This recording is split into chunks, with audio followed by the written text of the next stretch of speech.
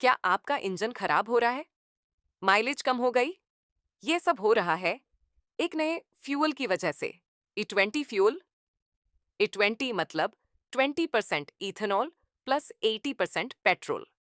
सरकार कह रही है पोल्यूशन कम होगा, फार्मर्स को फायदा मिलेगा। लेकिन पुरानी कार्स में problem, engine knocking mileage 10 to 15% come, check engine light on, rubber parts damage होने का रिस्क पब्लिक कंफ्यूज है, मैकेनिक्स परेशान हैं। सॉल्यूशन सिंपल है। देखो आपकी कार A20 कंपैटिबल है या नहीं। रेगुलर सर्विसिंग करवाओ। अगर इशू आए तो ECU ट्यूनिंग कराओ। A20 फ्यूल फ्यूचर के लिए अच्छा है, लेकिन अभी थोड़ा दिक्कत दे रहा है। दोस्तों, आपको क्या लगता है? E20 फायदेमंद है या प्रॉब्लमैटिक? कमेंट करो और वीडियो को लाइक एंड शेयर सब्सक्राइब करना ना भूलो।